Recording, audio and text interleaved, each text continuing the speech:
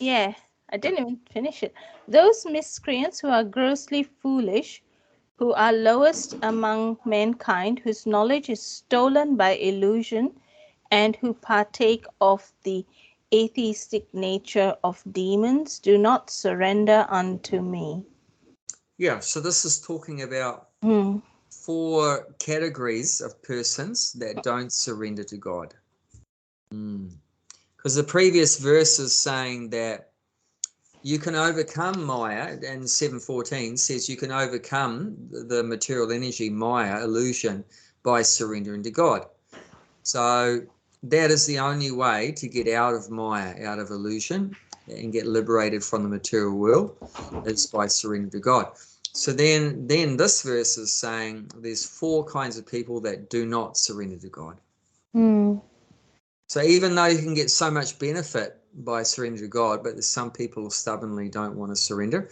So the first one mentioned is the mudha, the fool, and then the Naradhama, the lowest of mankind, then Hmm. those knowledge is stolen by illusion, Maya Aparita Jnana, and then the Asura, the atheistic demon, the demon. So we've already discussed in the purport about the mudhas. So mudha means full, Hmm. and the analogy given to the fool is to what a fool is an ass. The donkey, the ass. So what is a mudha? Mudha is one they're like a donkey in the sense that they work very hard. They work very hard. Just like the donkey that in India, especially in places like that, they load up the donkey's back Oh, yeah. so much high stuff and they have to carry it like that. So working hard like a donkey and unnecessarily. So the donkey doesn't actually need to work that hard because at the end of the day, after a hard day's work, what does it get? The master throws it a bundle of grass or like that. So, but grass is growing everywhere freely at the side of the road, right? So if the donkey had a bit of a brain, because that's where the donkey is a bit deficient in the terms of intelligence. If the donkey had a brain, it would realize, well, I don't have to carry all this heavy stuff. I can just go and eat the Just go grass in that's here. Yeah. everywhere. Why do I work so hard just to get this a little bit of grass I could get freely? So there's human beings that are like that. They unnecessarily work too hard. Of course, everyone has to work in the material world. Things don't come just automatically. We have to make some endeavor. And that's why in Vedic culture, society is divided into Brahmanas, Kshatriyas, Vaishyas, and Sudras.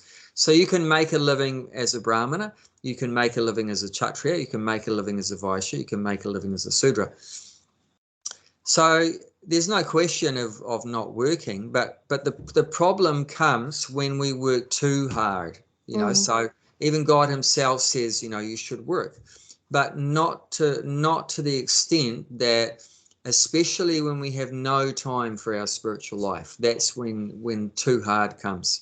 Mm. So that I'm working so hard to make money or get ahead, that I don't have any time for spiritual realization, because human life is especially meant for For. spiritual realization. That's the purpose of it. So Mm. if you don't have any time because you're working too hard for spiritual realization, then that's a disaster. And because of that, you spend your life just working hard and nothing for who am I, why am I here, it's God and that. Mm. Mm. Then when the body dies, you're going to take birth in the lower species. You're going to go to fall down to the lower species. So that's a tragedy. That's a tragedy. And that's very common in modern day society, where people, just completely focused on working all the time and that they don't have time. And that's commonly what I would hear that when I was distributing books, trying to stop people. And people would say, no time, no time, no time. They're running down the street, Mm. chasing the dollar. And they say, oh, no time, no time to hear some talk about spirituality or like that, hear about God like that. It's unfortunate. So that's the first category. they don't surrender to God because they're just so busy working hard. They don't have any time to hear about God. And the second category, which is going to start talking about now in the purport, is the Naradhama. That means the lowest of mankind. Lowest man. Okay. So where we're at, we can read that bit, is it says number 2. So if you go, it's on about the second page. It says 2, another class of Duskriti. Okay, hang on. Yeah. One. Had Yes, got it. one And yeah. another class of Duskriti or miscreant is called the Naradama, or the lowest of mankind. Nara means human being, and Adhama means the lowest. The lowest. Out of the 8.4 million different species of living beings, there are 400,000 human species. Wow. Out of these, there are numerous lower forms of human life that are mostly uncivilized. The civilized human beings are those who have regulative principles of social, political, and religious life. Those who are socially and politically developed but who have no religious principles must be considered Naradamas. Nor is religion without God religion, because the purpose of following religious principles is to know the supreme truth and man's relation with him. In the Gita, the personality of Godhead clearly states that there is no authority above him, that he is the supreme truth. The civilized form of human life is meant for man's reviving the lost consciousness of his eternal relation with the supreme truth, the personality of Godhead, Sri Krishna, who is all powerful. Whoever loses this chance is classified as a Naradhama. We get information from revealed scriptures that when the baby is in the mother's womb, an extremely uncomfortable situation, he prays to God for deliverance and promises to worship him alone as soon as he gets out. To pray to God when he is in difficulty is a natural instinct in every living being because he is eternally related with God. But after his deliverance, the child forgets the difficulties of birth and forgets his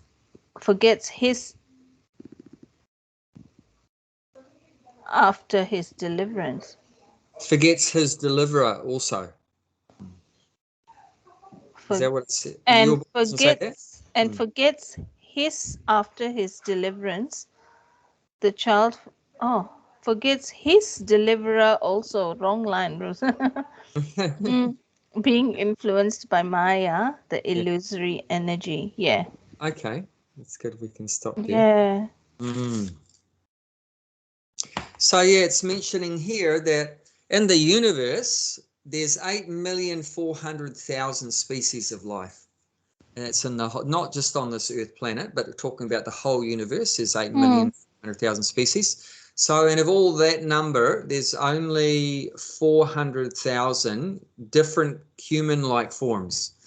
It means with forms with a head and 2 arms and 2 legs like that, and 2 eyes and a nose and a mouth. So there's different human forms in the universe. So it's not just one human species. There's actually 400,000 species, but that's with it, spread throughout the universe. The universe. Okay. Yeah. So on this Earth planet, though, there's more than one human species. On this planet, there's more than one. So, and like it's saying here, those human species are categorized as more civilized and less civilized. And what is that according to? According to the Prabhupada mentions, they're social development, political development, religious development.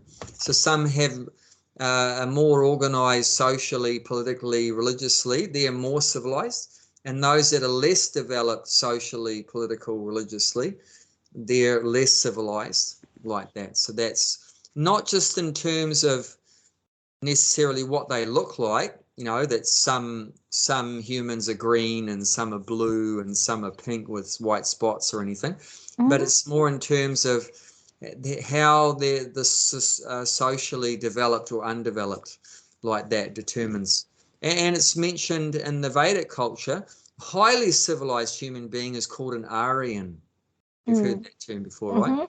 So the Aryan race, of course, Hitler took that and he used it in a perverted way, that Aryans means those persons have blonde hair and blue eyes with an Aryan. But it doesn't mean like that. Aryan means actually one who understands the importance of spiritual culture, like that. So one who takes spirituality very seriously, that and they have a culture to help that, spiritual development. That's an Aryan. That's the Aryan race. Like, it doesn't matter what color your hair is or your eyes or anything. That you're a man or woman, whatever, black or white or anything, doesn't matter. But that's your purpose, is cultivating spiritual values. Then you're regarded as an Aryan, like that. So the idea here is that human life's very rare, so we should take advantage of it. Otherwise, we're going to lose our human life. In the next life, we'll get a lower birth. We won't get a human birth again, but we'll get a lower birth. So those that it's mentioned, Prabhupada mentions, even if they're socially developed and they're politically developed, but if there's no religious life, then they're regarded as a Naradhama. They're the lowest of men. So if the human society has no religious element, and it mentions that there, those who are socially and politically developed but have no religious principles must be considered Naradhamas. So if there's no religious aspect in the humanity, then definitely they're the lowest of human beings, not even human beings, very uncivilized like that. And then also Prabhupada mentions, nor is religion without God religion. Because the purpose of following religious principles is to know the supreme truth in man's relation with him. And you might say, well, how is it possible for there to be religion without God? But it's a fact that God is pretty much pushed out of so many religions. I mean, like, for example, there's hundreds and hundreds of versions of Bhagavad Gita, but hardly one, except for Bhagavad Gita as it is and a few others, hardly one mentions that Krishna is God. Most of them just use it as a book to propagate whatever philosophy they have. Like, for example, Gandhi wrote his own Bhagavad Gita, and he used it to propagate non-violence, even though it was spoken on a battlefield. But he twisted the meaning of Bhagavad Gita, that it was a book about non-violence, like that. I never knew he wrote. Yeah. Of course, Gandhi was very big on non-violence himself. But he even managed to try to twist the meaning of Bhagavad Gita to propagate his philosophy of nonviolence. And so many people, twisted it in one way or another. And he was a previous president of India. He also wrote a Bhagavad Gita. And he said that where it says one should surrender to Krishna, it's not to the person, one should surrender to Krishna. He said it's not to the person, Krishna, that one must surrender, but to the impersonal oneness within everyone that one has to surrender. So he was a Mayavadi, an impersonalist. So he was also dodging God, dodging Krishna. And basically that everyone's God, that we're all God. So you don't have to surrender to Krishna because we're all God, like that. So there's no need like that. So even one time I met some Jehovah's Witness and I asked them what their philosophy is. And he said, "Oh, there's gonna be an Armageddon. That means like a big destruction created by God. God is going to come and kill all the non-Jehovah's." So that he mentioned like 144,000 or something. So they'll be saved, and everyone else is going to be killed by God. And then God's going to make the world into paradise for them to live forever with their family. So, and I asked them the question. I said, "Well, what are you going to live forever on this earth with your family? If you love God, wouldn't you want to go and live with God?" And they said, "No, we don't want to live with God. They just want to live with their family." So that's, I mean, externally it's a religion, but actual fact is it's not a religion because it's not about God. What is it about? It's about them and their family enjoying sense gratification. And God is just their order supplier. He's the one fulfilling their orders. Oh, God, give me this, give me a nice house, give me a car, give me a nice family, give me sense gratification, give me money. So we're giving the orders and God is supplying. So he's like our servant. So, and that's everywhere. Like if you look at Hindu, Christian, Muslim, like that, we just pray to God for material things. And so it's not really about pleasing God or serving God or loving God, but that God's serving us. It Or says even, somewhere here that everybody who is in some difficulty is there it is. It says they pray to God when he is in difficulty is a natural instinct in every living being. yeah, yeah. Yeah, so that is natural because we do have a relationship with him. So like if you're in a plane and the engine's cut out, Oh, God help me. everyone says, "God help me, God save me." And that even the atheist will say that. Yes. Because in normal sort of circumstances where things are going all right, we don't think about God. But if we're in that crisis situation where we've got nowhere else to turn, whether my family's not going to be able to help me now, the police are not going to be able to help me, the government's not going to be able to help me, then who's the last person we can call out to? Call out to God, So it's unfortunate that we leave God to the last, but that's the fact that he is the only one that can help us through all these different crises like that. So that is a sign, that the sign that people call out to God when they're in difficulty. That's a sign that deep down we have a relationship with God. Yeah. Because that was never our habit, that we weren't educated to do that. We weren't taught to do that. It just where did that come from? It just came up from within everyone. It's just there. It's just there, so, and the fact that so many Westerners took to Krishna consciousness is also indicating that, because that was never in our culture to serve Krishna. And we were all atheistic people, most of us in the Western society, mostly atheistic people that never believed in God or anything. And then suddenly we became intense lovers of Krishna. So where did that come from? Because that relationship's deep down within us, and it just takes a little bit of a spark, and it's revived. Yeah, that we just hear the name of Krishna, or we associate with the devotee of Krishna, or take some prasadam like that, or get a book or something, and it just comes and bursts into fire. The spark bursts into fire. Yeah, so that's a sign that deep down there is a relationship with Krishna. So, but we don't want to have it like that only when we're in a plane, the engine cuts out, that's the only time we think about God. Because that's not going to be a very satisfying life if we only think of him when we're in crisis point. It's kind of like we know that he's always there and he'll always be for us, that we just take him for granted.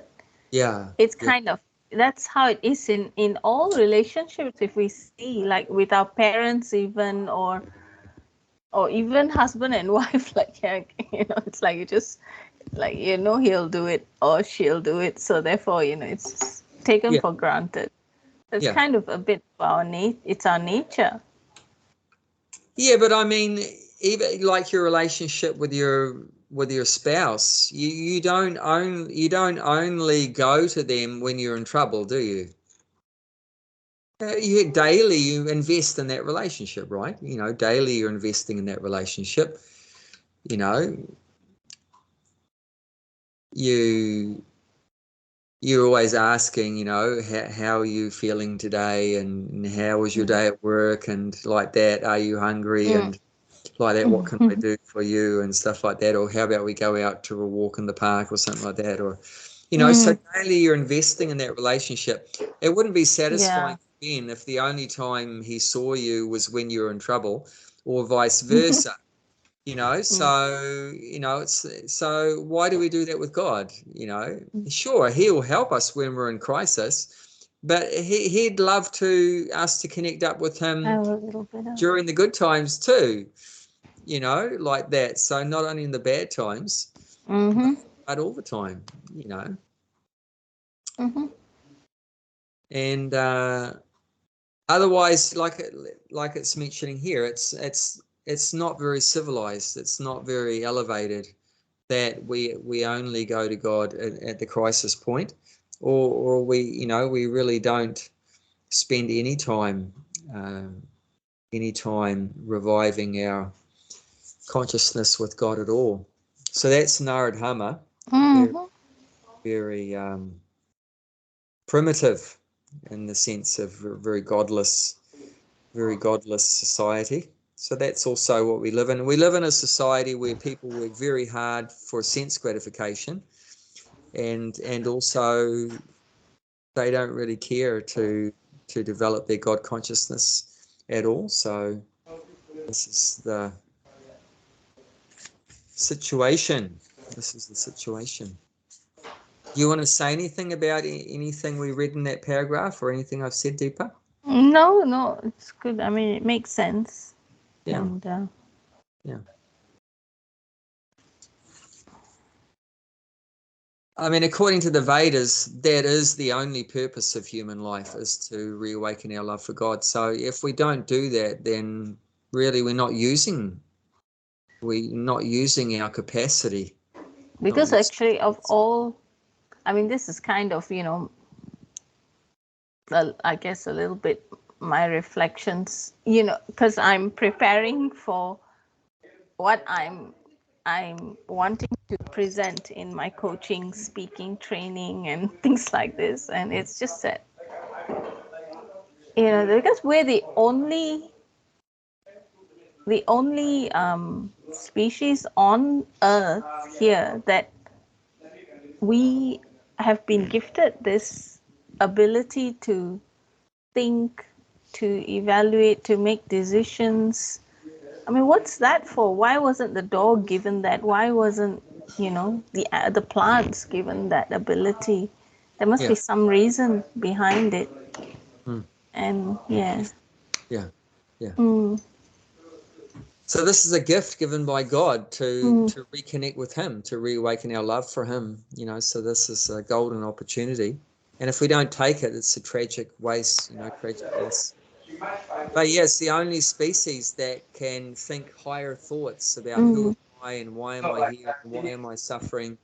What's the purpose of my life? What happens after death? Where did I come from? Is there a God? Who is God? We're the only species, other than humans. Nobody can think these things. It's just eating, sleeping, mating, and defending. There's the four Mm. intensities. Well, of course, we do those four things too. But the point is that a human being can do more than those four things. We can be God conscious. But if we have that facility and we don't use it, then of course it gets taken away. If you get given something very nice, but you don't use it or you misuse it, then obviously the facility is going to be taken away.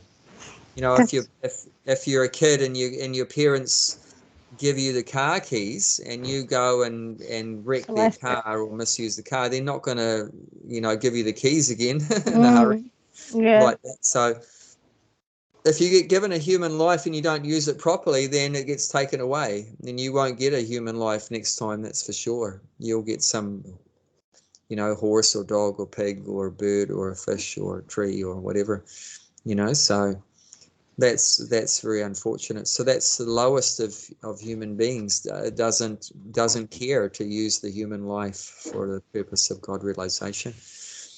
So yeah, it's a very bad future. Okay, let's read a bit more then. It is the duty. It is the duty of the guardians of children to revive the divine consciousness dormant in them. The 10 processes of reformatory ceremonies, as enjoyed in the Manu Smrta, which is the guide to religious Manu Smrta, yeah, which is the guide to religious principles, are meant for reviving God consciousness in the system of Varnashrama. However, no process is strictly followed now in any part of the world, and therefore 99.9% of the population is Naradama. Mm. So there you go, Deepa. That's your main responsibility, to It's revive so the God hard. consciousness in the children. I know it's very hard. I'm I mean, trying, like especially with my younger boy. yeah. I mean, I've been observing how if he sees a small insect, that is having difficulty in or around the house, like if it's caught in the flew in by mistake, and he will somehow or other he will he will catch it, or he will but carefully so that he doesn't hurt it, and he will take it and leave it outside somewhere where it's meant to be. And I'm observing this, and I have spoken to him and said, I mean, I'm finding it so fascinating. I said, have you thought about how, like, you do this with the insects, some, even the bees, sometimes the wasp comes in, he will try and catch it and send it out. I say, you do this with the insects, but you don't think twice about the chicken or the lamb or the whatever that you're eating. Yeah. Okay. So he's kind of you can see like the discomfort there, and he kind Yeah. of so then we don't pursue with the Yeah. conversation that, You're but planting the seed it's anyway. it's food for thought type Yeah, of thing. yeah, Yeah. that's good. So yeah, you're doing your job then, Deepa. I'm That's good. trying. But the best thing to do for kids, of course, I mean, in Kali Yuga especially, we're all rebels. We don't like being told what to do. So what is inspiring for us in Kali Yuga? If you see someone doing something exemplary, what it's we can look at that verse, 3rd chapter, text 21. 3rd chapter, text 21.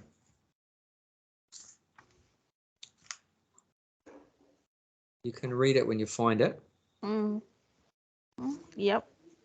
Yeah, Just the translation, yeah, or yeah, just a translation. whatever action. Oh, that's my alarm. Why? Oh, I know. That's when I fetch Tarini, the Kimaya, and she'll go. Kimaya, the little girl that used to run around, Tripti and Rakshit's Oh daughter. yeah, yes, yes, yes, yeah, yeah. Because I help with her school pickup and drop off sometimes Oh, okay.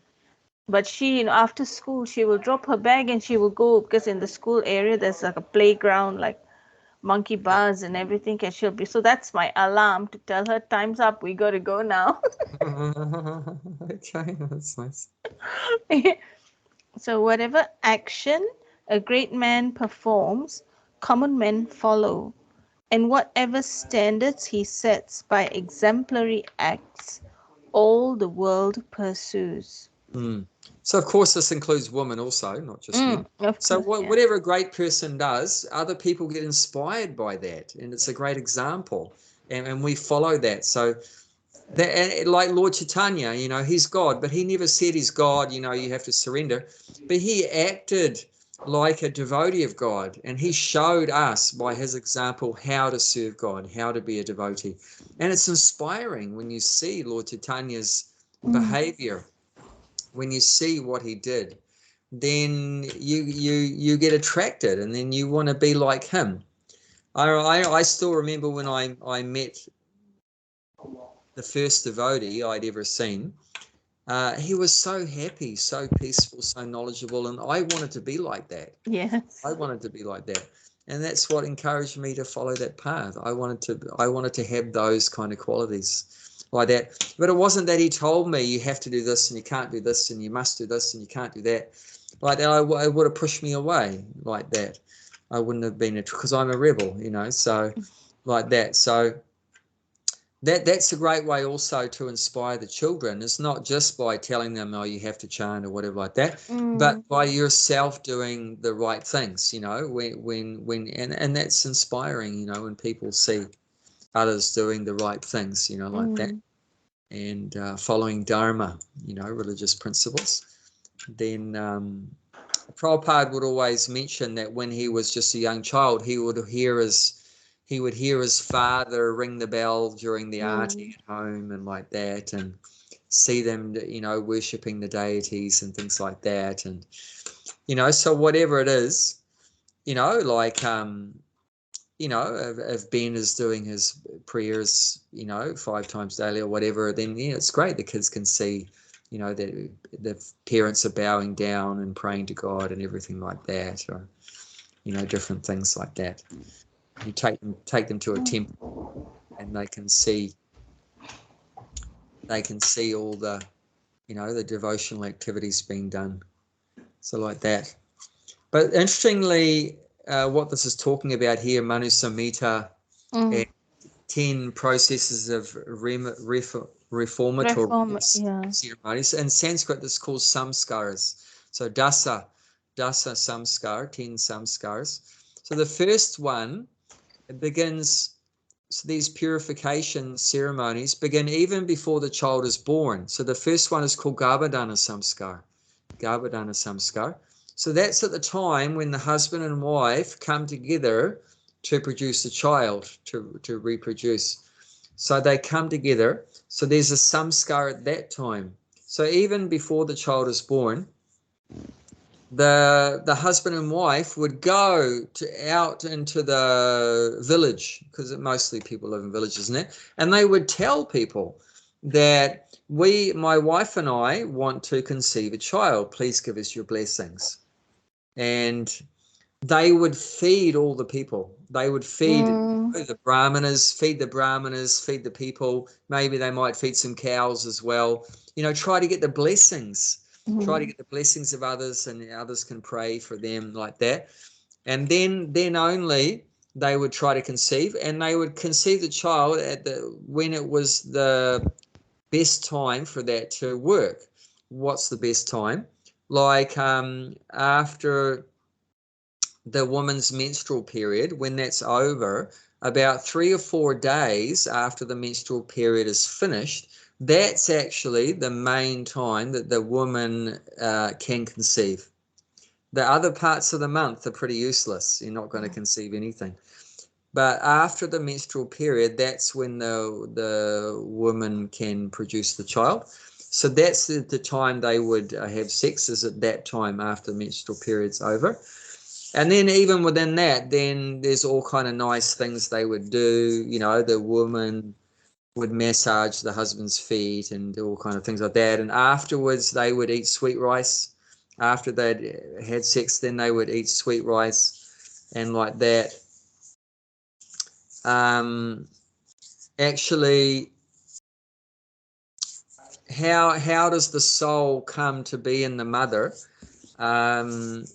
If the soul is coming from a higher planet, like from heavenly planet to the earth, how does it get from the heavenly planet to the earth? It said it comes down in the rain.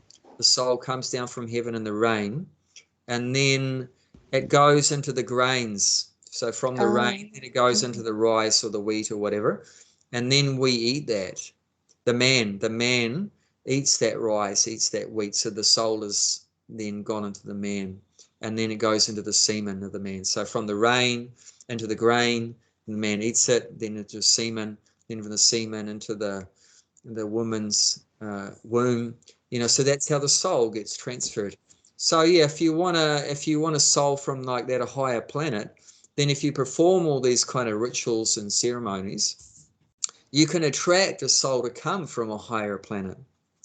But if you don't do any of that, you don't seek any blessings, you don't feed anyone, you do the sex at the wrong time, inauspicious time like that, you'll get a soul from probably a lower planet.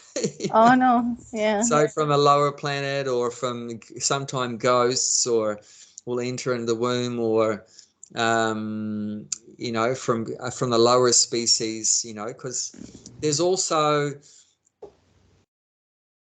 the soul is coming into human form also from the lower species, 3 of them.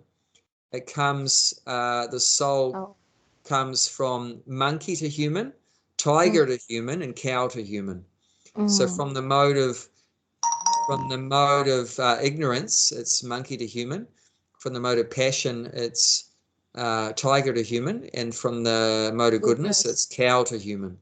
So the soul is coming from lower species, also soul coming from a lower planet, from a lower planet, and also from higher planet. But if you do the samskaras, you can get a soul very, very highly advanced, cultured, civilized, from a higher planet. And then your child is, can have very amazing qualities and abilities, and naturally will be God conscious, naturally more God conscious like that. Otherwise, sometimes the children, if they're produced when the parents are intoxicated, they're on drugs and so many bad things, or rape or something like that, then the child that comes out is like, Mad Max, like a crazy kind of violent and angry and, like that. I mean, I've seen even a young child, he was only like 3 or 4, 4, 3, 4, 5, something like that, but swearing like every word was, and so violent and angry and everything. So it's probably, conceived in intoxicated parents at the wrong time, everything like that. Even like, what's the wrong time? You should not have sex at the time of dawn, when the sun is just rising, or dusk, when the sun is just setting. Because at that time it said Lord Shiva is moving around with all the bhutas, all the ghosts and hobgoblins and everything. Shiva's roaming around with all the bhutas. And if he sees the man and woman having sex at that dawn or dusk, then he puts a bhuta in the womb. Oh no. He puts a ghostly associate in the womb. And so many people are like that. They're like ghostly haunted kind of personalities, so, and that's because, they didn't follow all these rules, they don't follow some samskaras. And therefore it's mentioned here, 99.9% of the population is Naradama. So they're very low grade of living entities, like that, not very elevated souls, but really, down and out kind of souls, because we haven't followed those samskaras. So that was the very first one, would start even at the time before birth, and then at birth, then there's one, at birth is one, the birth is one where then they call the astrologer. They call the astrologer, and they get the astrologer to check the chart for the child, like that, and that gives some indication about what kind of person that child will be, and how to educate them, and like that, blah blah blah. And then they give a name. Then they give the astrologer according to the time of the birth and everything. Then they give a name for the child. Yes. There's particular letters, as you know, like that. And then I think about 6 months or whatever. Then there's another one where they cut the hair. Then they shave. Then they shave the child head, because there's so much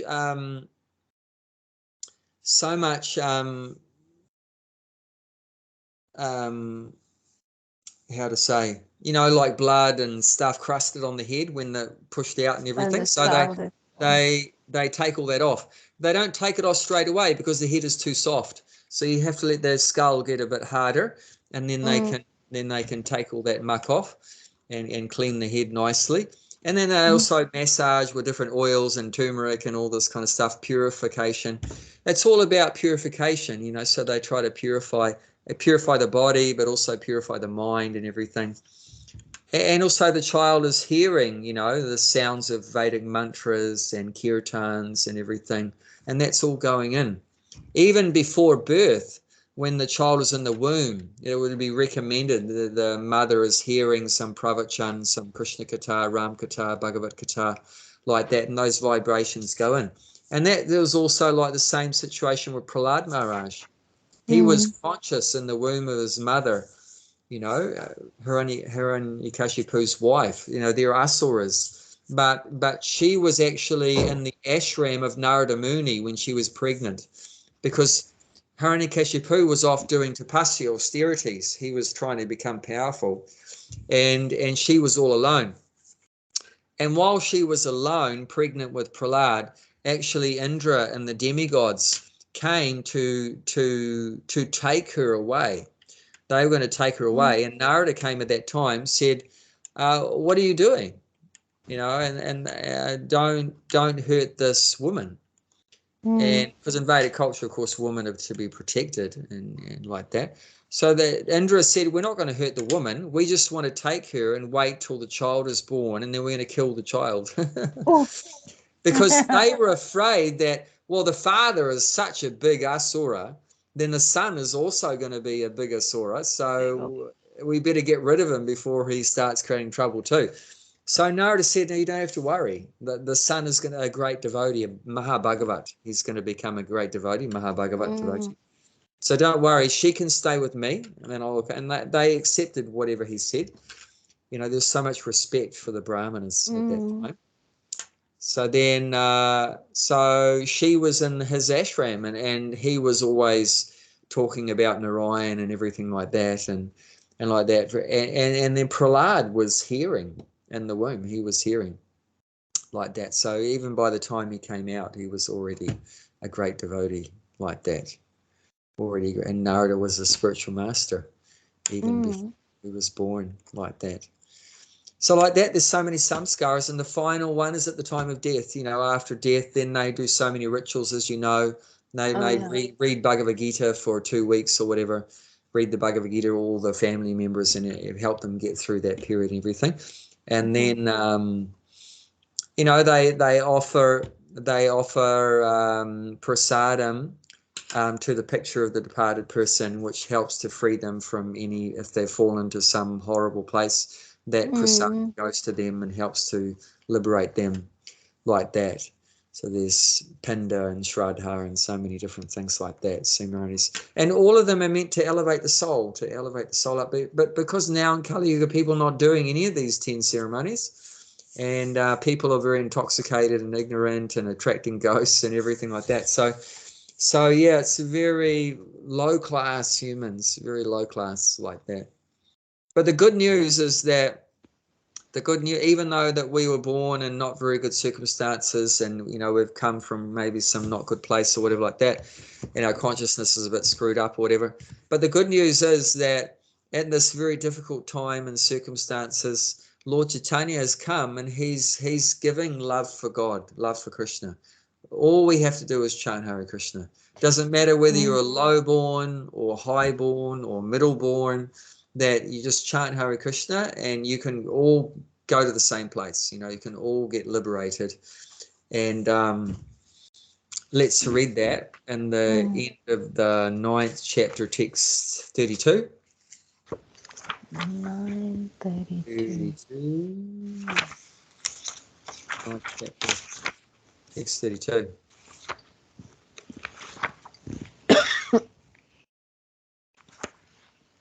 I wonder all this about the LGBTQI, whatever it is.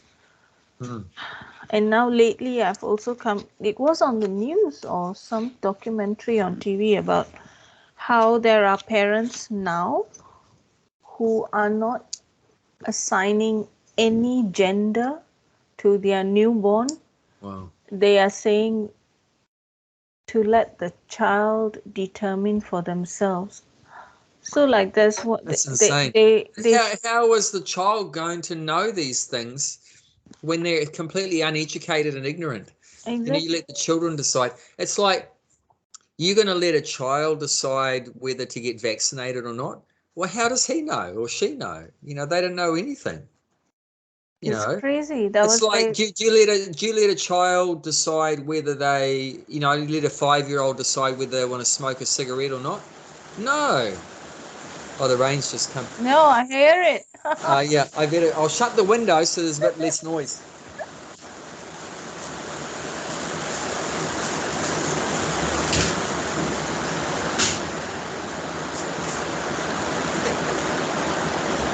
Yeah, it's a bit noisy. That's big rain. Oh Yeah, God.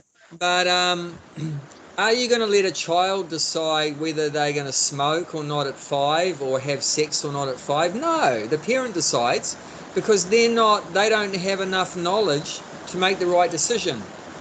So why do you give the power to someone that doesn't have the knowledge, like that? Obviously, it's going to make the wrong decision. The If child you, will if be you, so confused Yeah, they're because so confused, so why do you leave it up to them? Of course, previously, always crazy. the parents And make all the decisions for the children up till when they leave home at whatever, 16, 18, 20 or whatever. But not when they're young. but Not when in they're this young. case, I mean, a child is born. Yeah. I mean, they say just because a child is born with certain anatomy doesn't make them male, female.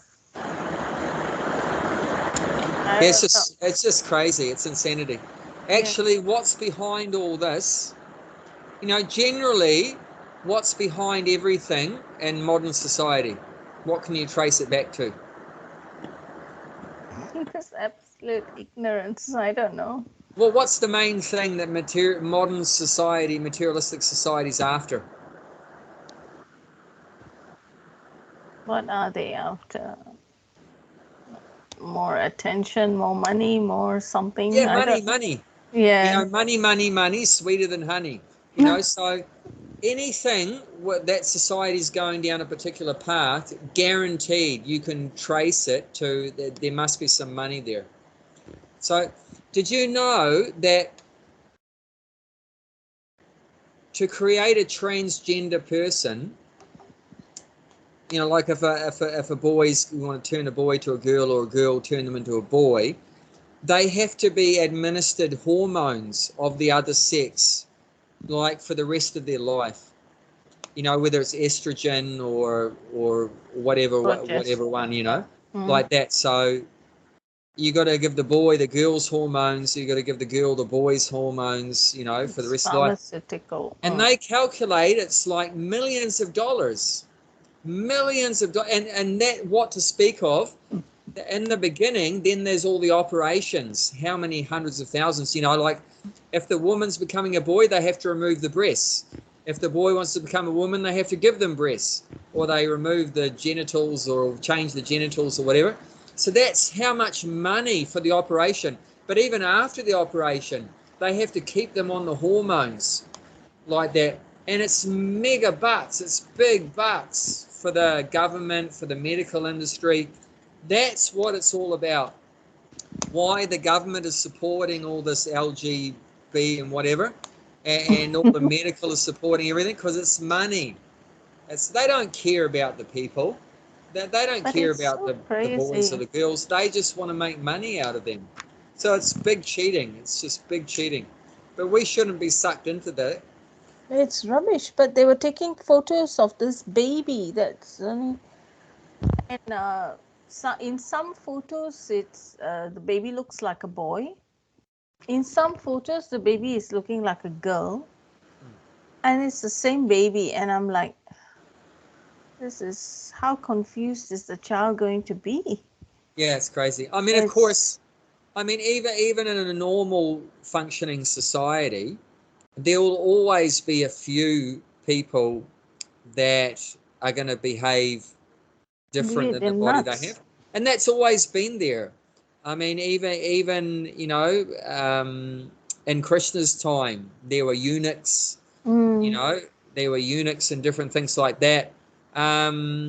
So that's just automatically going to be a few of them, but you don't need to exaggerate that and blow it up and make a big thing about it. And they wouldn't change their body parts or give them hormones, but they would just dress differently, you know, like a man dresses like a woman or whatever like that. But they wouldn't do operations and be on hormones, but they just automatically, you know, behave a bit differently. And people just let them do their thing, and they didn't make a big thing about it. The transgender people and the public didn't make a big deal about it and let everyone live the way they wanted to. But now it's just becoming a big thing with the media and the politicians getting involved, and it's all about money and all this stuff. It's ridiculous, completely ridiculous. But yeah, it's all about money, as it usually is. It's very unfortunate. It's crazy when I saw that But on TV. they've given so much power to this transgender group, this LGB group. They've given them so much power. And recently, I don't know if you heard, in New Zealand, one lady came from England to speak about some women's issues, and the media had promoted wrongly that she was this anti-transgender, like that. And so there was a big protest came when she was going to speak in public, and she couldn't speak because they made so much noise and they threw tomato sauce on her and tried to attack her and everything. So she had to be just taken away to safety, because otherwise she might have lost her life. But they were so violent, so aggressive, and no one did anything to this transgender group. The police weren't there to do anything, or they never got, you know, even a slap on the backside or anything like that. They can do anything that they want, you know. So, but it's all because of money, you know, because this is a group that, you know, the government can make a lot of money out of. So it's really ridiculous. It's madness. But yeah, so this is the situation, 99.9%. But look what it says there, 932. O son of Pritha, those who take shelter in me, though they be of lower birth, women Vaishyas, merchants, and Sudras workers, can attain the supreme destination. So yeah, even if we have a lower birth, it doesn't matter. The main thing is to take shelter of God, you know, to take shelter of Krishna. And women shouldn't feel bad that they're put in this category of lower birth, because men are also in this category of lower birth. Where are the men mentioned? The Sudras, you know, because it's said without performing samskaras, then everyone is born a Sudra. So a man can't say, oh, you women have a lower birth, I'm not, I'm a high birth. No, that even the men, they're all Sudras in Kali Yuga, all born Sudras. The men can be also within the Vaishya group as well.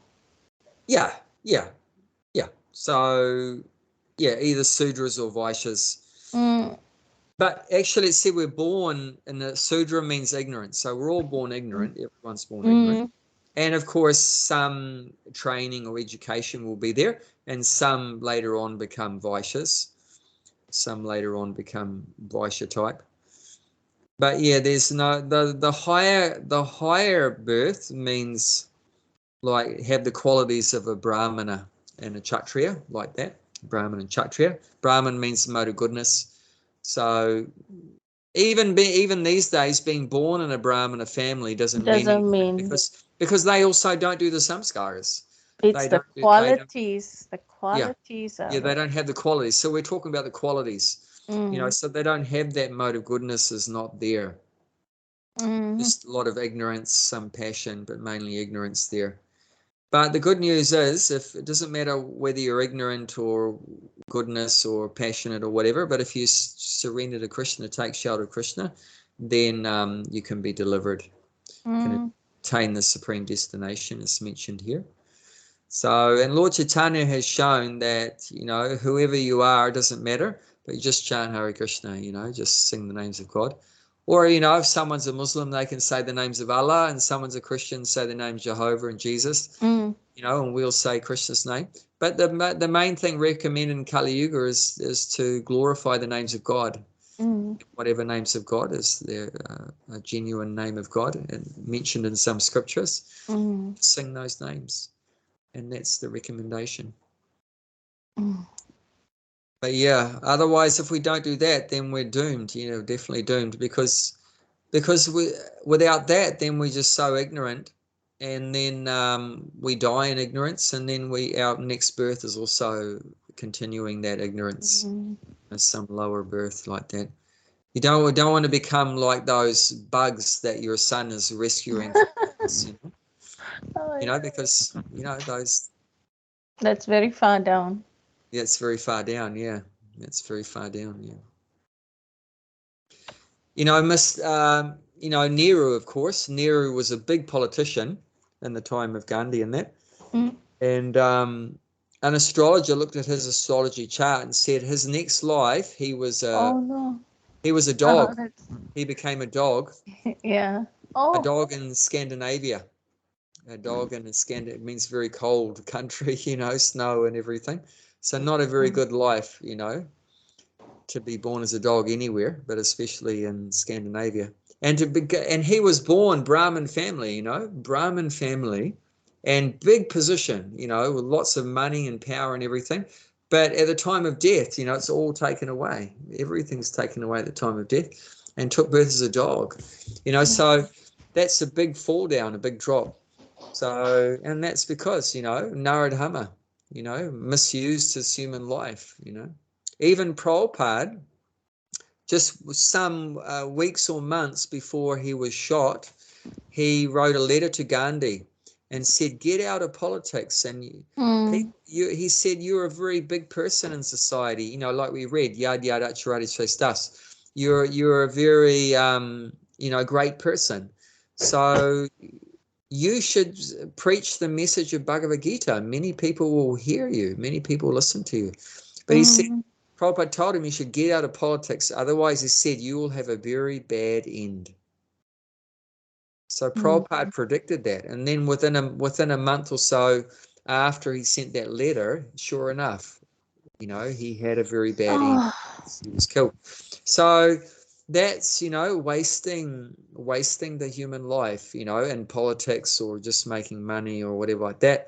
Of course, like I said, we have to do some work, but we should spend, you know, a considerable amount of our time, you know, cultivating our relationship with God side by side, you know. So you do your work, whether it's politics or whatever, and then side by side, you know, you have your devotional thing. But if you don't have time for any devotional activities, well, that's very bad, you know, very bad like that. So, like Modi now, he, if I'm not wrong, he kind of is referring to the script, to the Gita quite a lot. I mean, in many different areas, like doesn't he? That's my impression anyway. That Modi, now present leader. Yeah, I don't know what his motives are, though. You know, his if it's he's doing it to help in his political agenda, or if he's just genuinely his devotion to God. Of course, he was brought up in a Hindu society worshipping demigods and things like that, so he has some respect for the demigods and God also. So definitely some credit is there. But yeah. Anyway, I better let you go. It's been, Time's up. don't want to hold you too long. And yeah, thanks to have personal attention. It's nice to spend some time with you and discuss. Thank you. Yeah, no, it's always nice to spend time with you. I really miss very much those days. Yeah, I mean, we may come every now and again to Australia, and that was nice. We enjoyed our last trip there, And No, but to have it, that regular. In fact, yeah. now started. In fact, I couldn't make it because I had a conflicting thing happening. For every first Tuesday of the month, Yeah. there's, I don't know whether it's just one person or there's several who will come from Sydney Mm. and have an equivalent of Friday,